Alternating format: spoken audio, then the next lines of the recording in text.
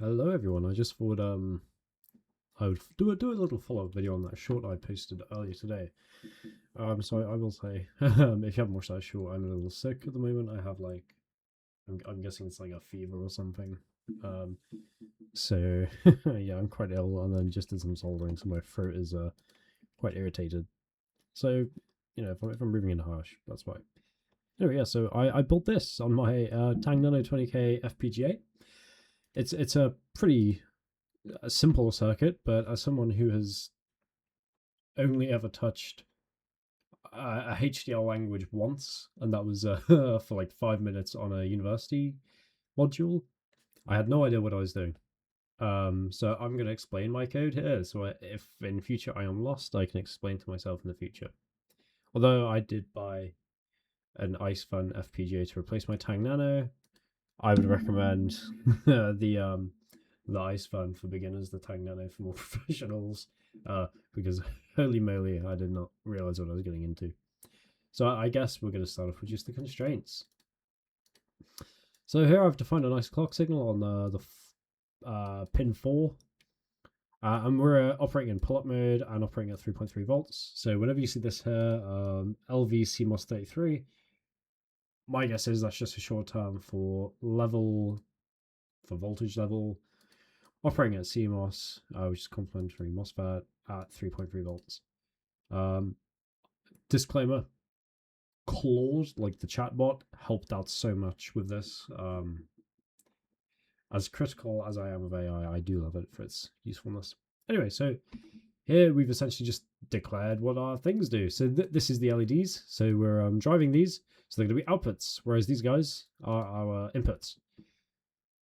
Once again, we're operating at 3.3 volts because that's what the FPGA is designed for, and I don't want to damage my £30 FPGA. So here you see I've done like LED 0, LED 1. This isn't an array per se. This is called declaring a bit field, if I get that right. Where essentially just think of a load of bits next to each other. That is a bit field. And that gets used here. So we then have to declare it in the module. God knows what a module is. God knows what a function is in this. Please, someone explain it to me in the comments. I have no idea.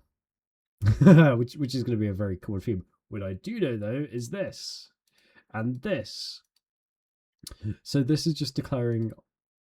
Okay, well these are our inputs to our functions, and this is our local variables to that function, we can say.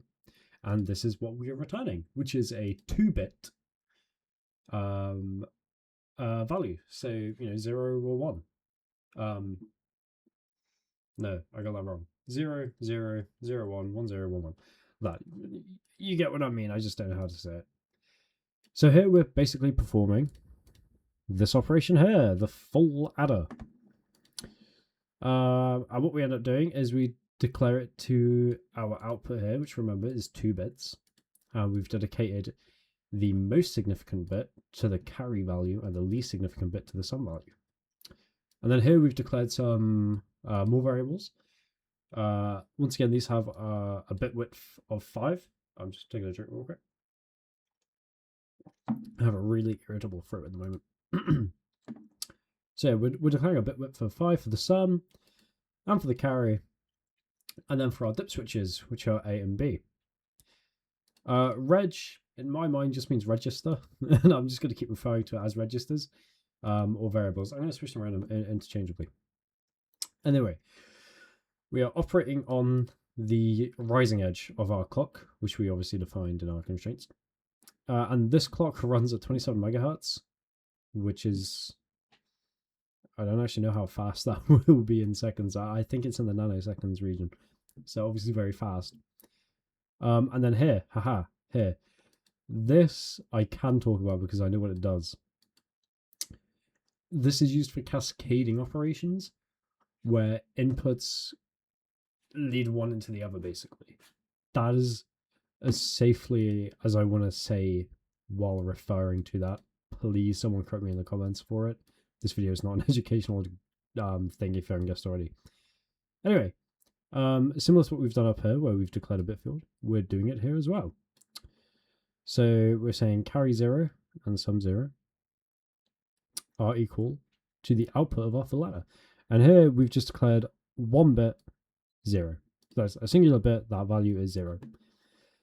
And then what we're doing is we're just basically cascading this carry down into the adder, because obviously on the output of a adder here, this carry out has to become the carry into the next one. Is this sort of what we're doing? I don't know.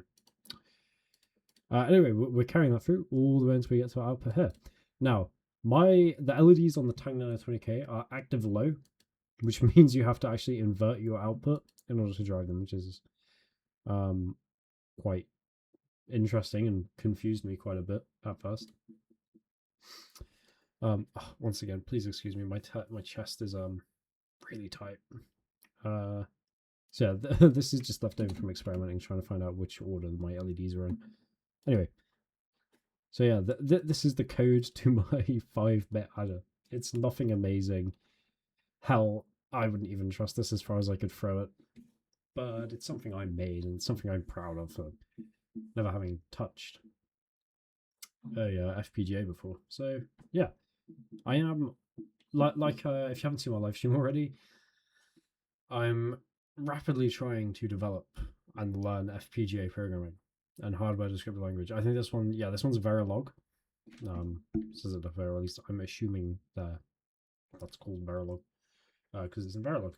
But yeah, there's two flavors. There's HDA, VHDL, and Verilog. This is Verilog. I am trying to learn so I can build my beautiful FPGA computer.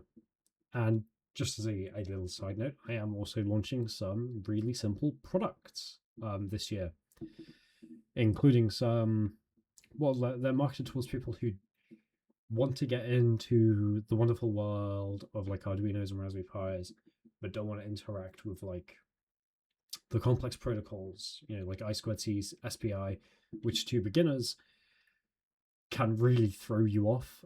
They sure as hell did for me when I got into it. So yeah, they're really sort of simple electronics I'm basically developing, including some MOSFET based calculators too, mainly adders. So the idea is they'll be modular. You can buy as many plates as you want. You can just sort of stack them on top of each other. So yeah, I am going to be launching hopefully a few electronic products through this year. So once I have that all sorted out, I will do a video on it. But anyway, I'm just going to sign off on this video now. So yeah, thank you guys for watching. Hopefully this year is going to be a brand new year and a brand new leaf. We're going to get lots of things done. It's going to be amazing. So on that high note, I love you all, and I'll see you soon.